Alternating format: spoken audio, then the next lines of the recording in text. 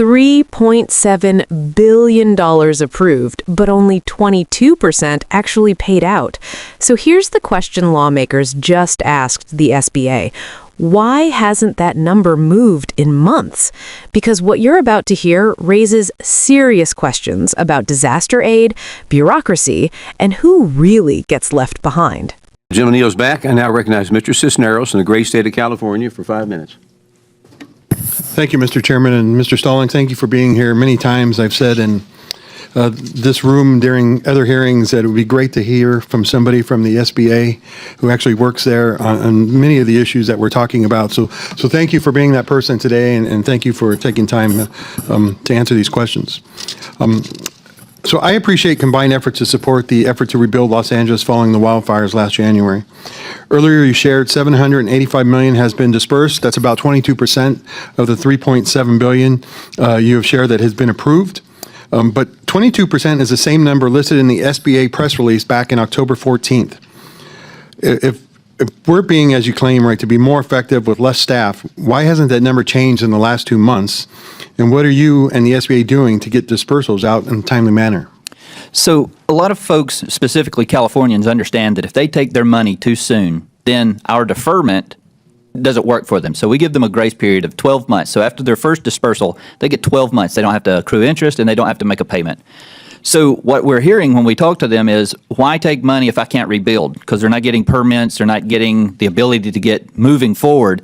So they're waiting to get their disbursements. They want to take full advantage of that. So until they see permits start moving, there's no reason for them to draw on their funds. So that's been the common denominator of most of the conversations we've had with Californians.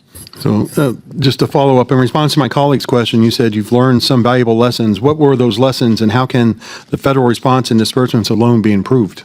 The dispersal is super simple. They call us and say we're ready for the money, and we give it to them. The approval portion is the part that we were making sure we get to everybody. As I mentioned, some of the seniors in California were not comfortable with the technology piece, which I completely understood. My team has heard me since day one. I've got grandparents still alive. They're in their 80s. They're not going to get on a computer and fill out a federal form. They want paper and pen, and we're going to keep that. But what we're seeing there is it's not been an issue. We're getting a lot of approvals, so our system is working. We're there. It's just, unfortunately, California has seen some backlogs in permitting, and they can't get construction started.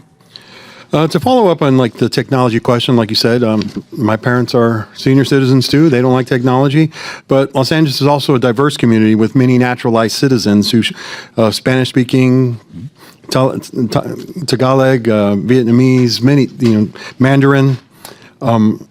Yes, as you know, the SBA has removed Spanish language versions of its website.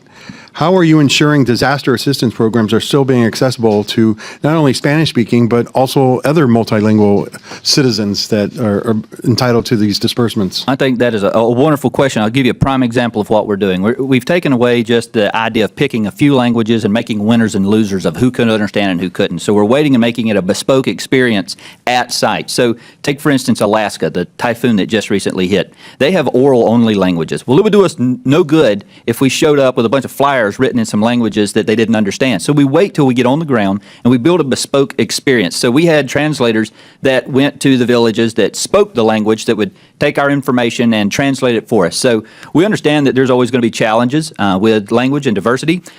We accept that. That's one of the things that makes America so great, is that we are a hodgepodge of nationalities. And so we embrace that, but it was picking winners and losers if we just put a few languages on there when our programs are more in-depth than that. I think it's important that if you're going to enter in a 30-year agreement with me to pay for some funding and you're going to give me back interest, I need to give you the experience you deserve as the end user. And so making sure that we speak to you directly was extremely important to us. So I see that. Look, I hear that and I understand that, and I think that's great what you're doing to the people down in Alaska, but how are we interacting with these individuals, like I said, that do speak and can write, but it may be in a foreign language, or it's, English is their second, and they're more comfortable communicating in this thing.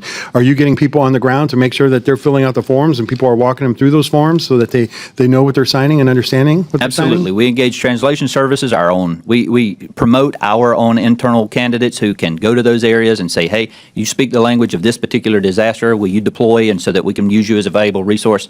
We take that just as important as we do all the others. All right. Thank you very much, and I yield back. Yes, sir.